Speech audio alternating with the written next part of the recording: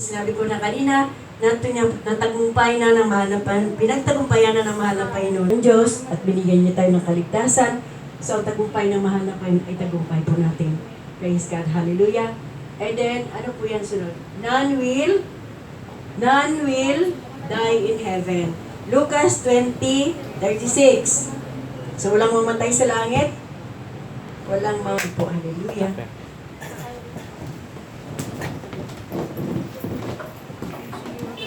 Pastor Terry, Pastor Lord. Nakaintindi ba kayo mga kapatid sa Robustahan ni Sir Terry?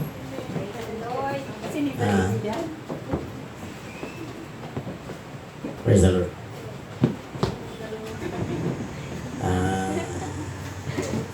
Sunod kay Robustahan ni Sir Terry, ask ka question kasi tanong sila ganyan. Huwag kang matakot sa pagsagot dito man lang. Kasi yung, alam mo, Bible study minsan malalim, mahirap intindihin.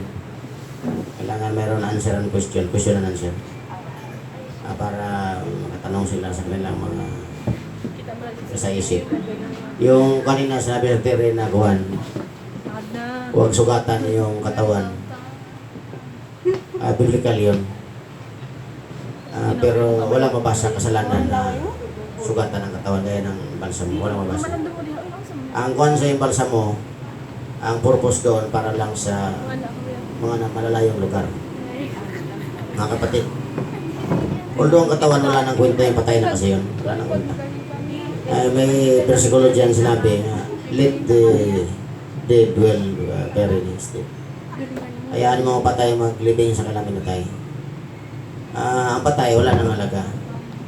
Ang uso nga ngayon sa iba, cremation, sinusunog. Tapos uwi sa kanilang tahanan para maging magaan ang sistema ng uwi sa patay doon sa kanilang tahanan. So sa madaling sabi naman, si Pastor Ronda nag-suggest naman ang patay dapat ilibing kagad. Ayun ang suggestion Pastor Ronda. Para walang gastos kape, mga merindal, mga tinapay kasi magastos. Yun ang kuha ni Pastor Ronda, suggestion niya. Pag may namatay, libing kagad. Hayaan mo lang yung malalayo. Kasi talagang patay na, ilibing na, hindi naman pwede yan lagyan ng asin para ma-preserve. Ayun na nga, sabi ko, mayroong tinatawag na imbalsamo.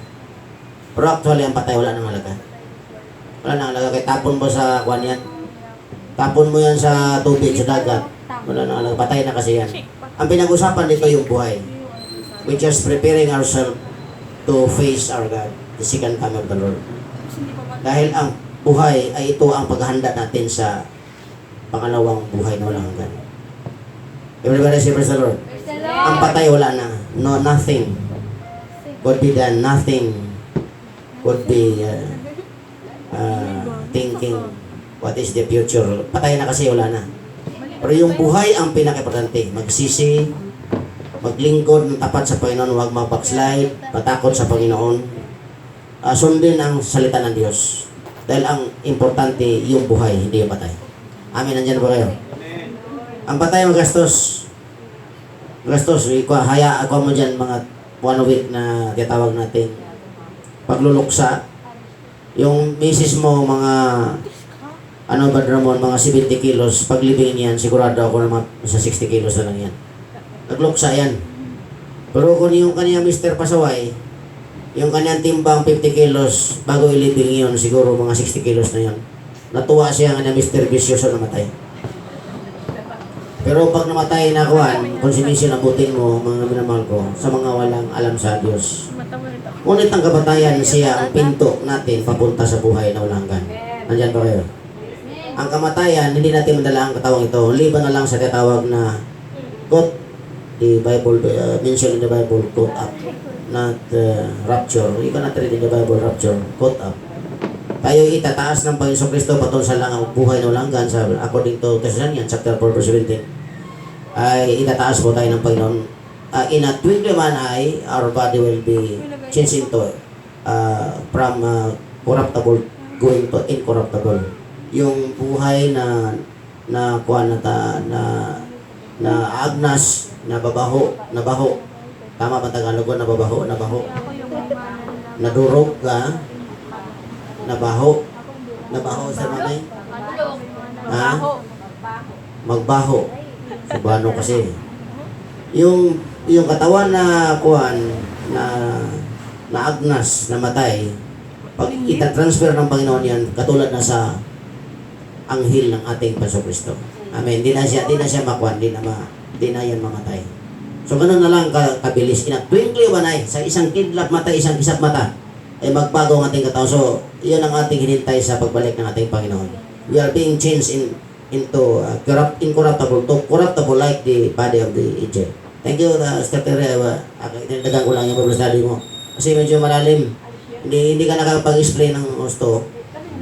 Kasi hindi ikaw gumawa. You're looking your message into your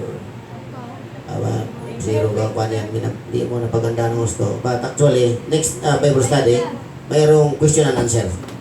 Huwag kang matakot magsagot. Nandito naman tayo. Tulungan natin yung pagsagot. So, yan yung maganda. Salamat sa Bible study. Thank you. Ating tayo tara Panginoon ko sa ating mga solid. So, mga bata, kindly join us in our spiritual yes, wait choir? Wait choir, mayroon tayo? Yes, wait choir. Where's wait choir? Meron? Okay, let's welcome the youth choir of the Christian House of Prayer. Yes, kids, you're welcome. And let us sing. Oh, when the sin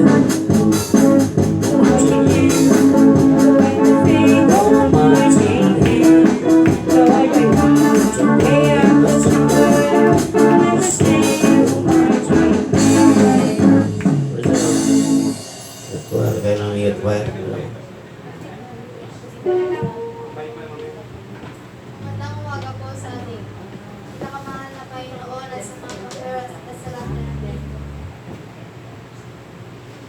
Praise the Lord Jesus. Hallelujah.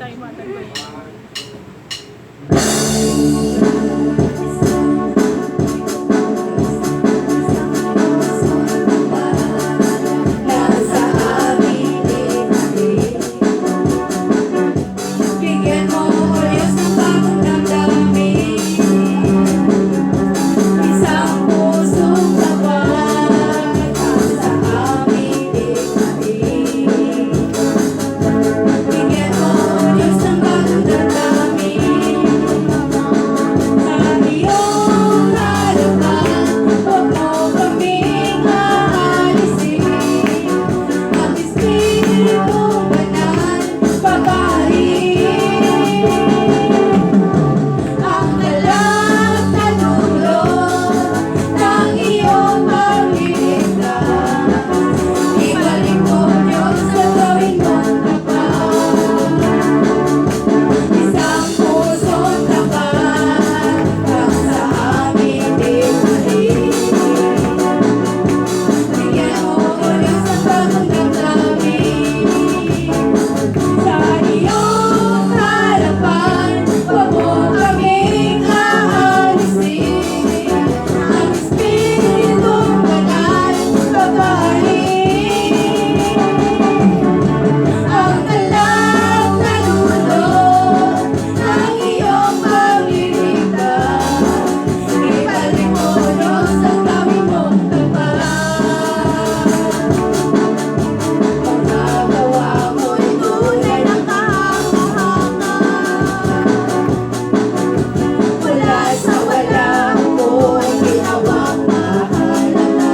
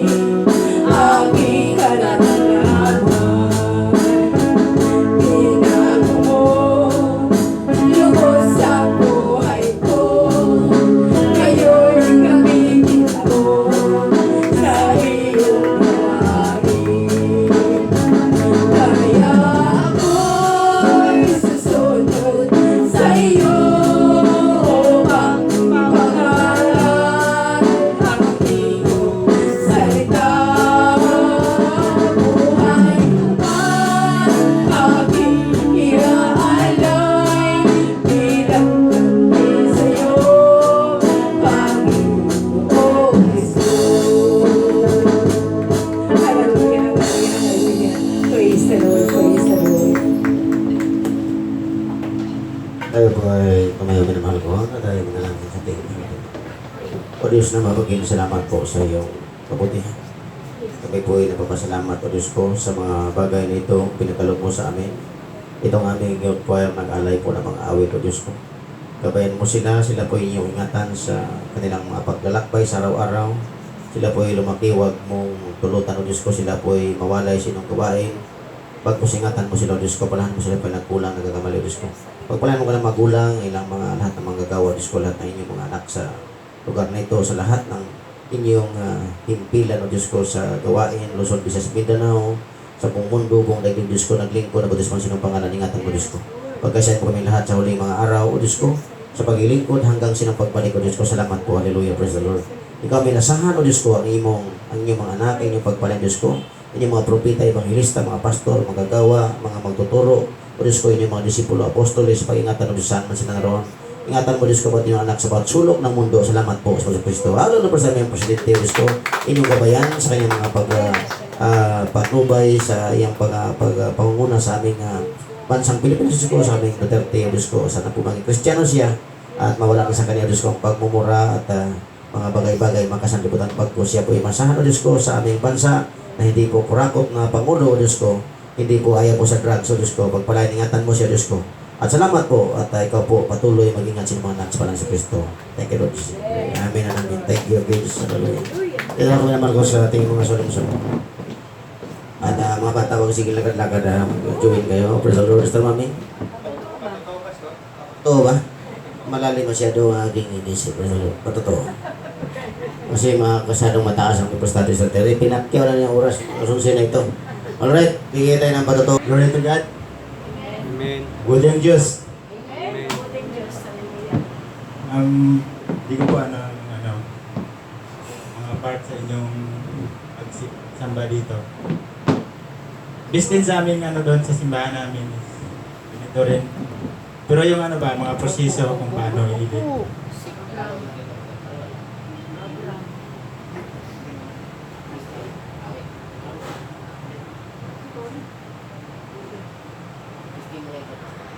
So, Ako din po.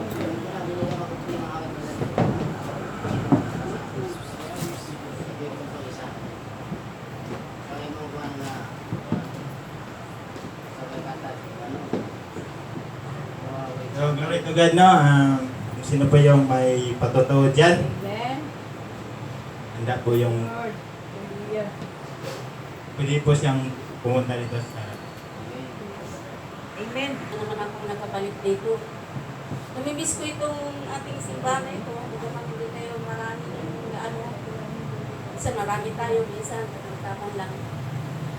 At least naroon talaga ang patatag ng ating relasyon sa Panginoon. Ngayon ang Panginoon. Maraming salamat sa Panginoon mga kapatid. Nagpunta ako ng salvasyon nung kita na kami ni Mang Piri. May simbahan ba nun ay? Wala katulad sa atin, wala pastor doon sa JOL. Doon ako kasi nahirapan ako pag hindi makasimba. Bahala na lang, basta hindi naman ako nagpabautismo doon. Ang mahalaga narinig ko yung salita ng Panginoon. Amen. Di, madaling salita, di, yun. Para hindi ko makuha mag-testimony doon. Pinigil ko talaga. Purihan ang Panginoon mga kapatid kasi nalala ko yung kasabihan ni yung magaling na siya, yung lundangin mo, baby. Janet din yun. Tuwing alas 6, nagde-devotion siya. Pulutin ang masama, pulutin ang mabuti, ang masaya iwaksi. Kaya ganun din ako. Huwag lang Katolik, huwag lang sa yung ang pinapanginoon yung araw. Sabat day. Oo. Yung madaling salita mga kapatid, simba ko doon sa salvasyon. Uhil yun eh. Palagay doon, Jesus our life. Purihan ang Panginoon mga kapatid. Gusto ko mag-testimony, pero bakit di ayaw kong tumayo? Parang ayaw, ang paa ko ay parang ayaw kong ilakad. Ikinig na lang ako sa mga testimony nila. Titignan ko rin sila doon. Mas marami man yung nakapantalo na babae. Di ko parang, di bali, sa Panginoon basta sa iyo ako titingin. Purihan ang Panginoon mga kapatid hanggang sa pinipilit nung yung magtitestimony din, doon banda nakatingin sa akin. hindi man ako makatayo. Paano yun? Marami sana ako testimony. Hindi man ako makatayo. Purihin ang Panginoon, mga kapatid. Kaya yun, dito ko nang nung ako aalis doon sa sa Kapayas, si Buyin nagtawag sa akin sa cellphone. Ay, magpunta ka rito kasi yung misis niya, si Redy, papuntang Puerto Princesa, kasi sa NIPIS siya nagtatrabaho. Doon sa mga teachers, yung doon siya nagdadala ng mga record ng mga teacher. Oras buwan yan, mga kapatid. Ayun, naantay ko yung